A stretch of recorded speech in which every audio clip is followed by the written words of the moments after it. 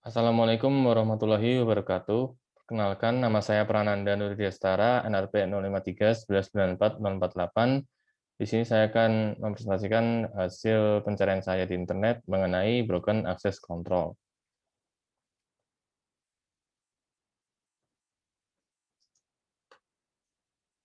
Dimulai dari pengertian, access control sendiri memperlakukan kebijakan sehingga pengguna tidak dapat bertindak di luar izin yang dimaksudkan oleh developer.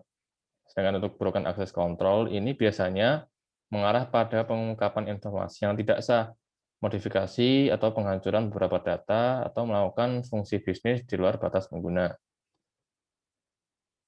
Lalu terdapat ancaman dan dampak dari broken access control ini. Pada intinya, penyerang itu ingin mengeksploitasi kontrol akses, yang dimana terdapat sebuah tools seperti source code analysis tools atau vulnerability scanning tools yang dapat digunakan untuk mendeteksi tidak adanya kontrol akses di aplikasi, tetapi tidak dapat memverifikasi apakah itu berfungsi atau tidak. Hal ini bisa digunakan oleh penyerang untuk menganalisis dan nantinya bisa sehingga bisa mengeksploitasi kontrol akses yang ada. Hal ini disebabkan karena kurangnya deteksi otomatis dan kurangnya pengujian aplikasi yang efektif oleh developer. Access control detection biasanya tidak dapat menerima pengujian statis atau dinamis otomatis. Pengujian manual adalah cara terbaik untuk mendeteksi akses kontrol yang hilang atau tidak efektif. Terdapat beberapa metode seperti metode HTTP, controller, direct object references, dan lain-lain. Jadi pada intinya penyerang ini bertindak sebagai pengguna atau administrator yang dimana nantinya pengguna itu bisa menggunakan hak seperti admin atau fungsi istimewa lain. Sehingga dampaknya itu penyerang bisa membuat, mengakses, memperbarui, atau menghapus setiap data yang diinginkan. Lalu terdapat kerentanan yang umum pada akses kontrol yang sudah dirangkum oleh OWASP 2017, meliputi yang pertama, bypassing access control checks. Bisa dengan mengubah URL, status aplikasi internal, atau halaman HTML, atau cukup menggunakan alat serang API custom. Nah, yang kedua, mengizinkan primary key untuk diubah ke catatan pengguna lain, mengizinkan melihat atau mengedit akun orang lain. Itu masuk kerentanan yang sangat fatal. Lalu yang ketiga, pengubahan privilege atau peningkatan privilege, yang dimana pengguna bisa bertindak sebagai admin saat masuk sebagai pengguna, atau bisa login atau bertindak sebagai pengguna tanpa login terlebih dahulu.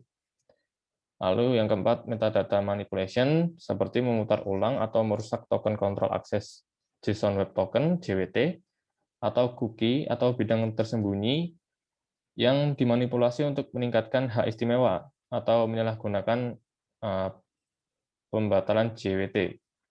Yang kelima, kesalahan konfigurasi CORS atau Cross Origin Resource Sharing, memungkinkan akses API yang tidak sah.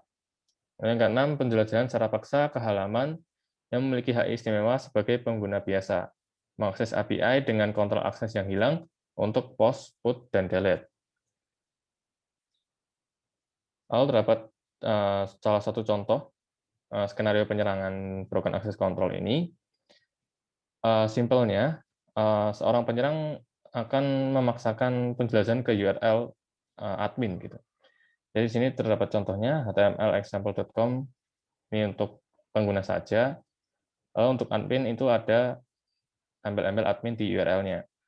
Penyerang bisa saja mengganti URL-nya secara manual dan menambahkan admin. Nah, apabila penyerang tersebut bisa mengakses halaman admin hanya dengan mengubah URL tadi menjadi admin_get@ppinfo ini, apabila nantinya penyerang bisa mengakses halaman admin, maka hal tersebut adalah broken access control. Seperti itu. Dan hal itu harus segera diperbaiki dan dicegah. Seperti itu.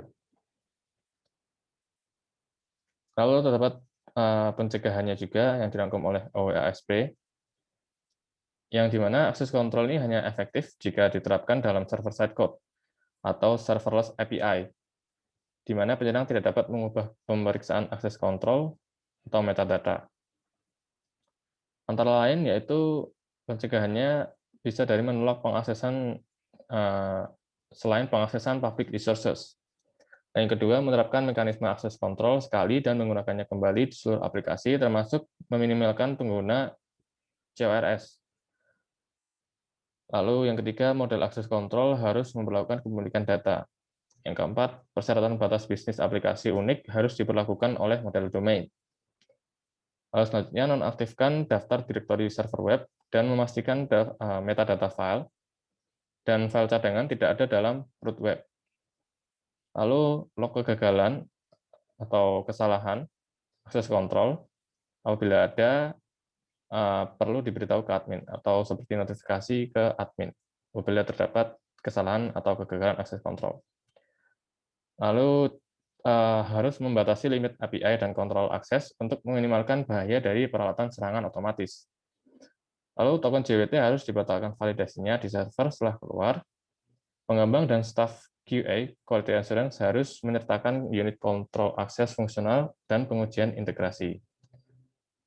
Lalu terdapat pencegahan yang simpel juga yang bisa dilakukan, seperti mengubah nama default halaman web, memastikan semua halaman memiliki pemeriksaan autentikasi, lalu menamai halaman URL web dengan key value yang mereferensikan objek yang dimaksud.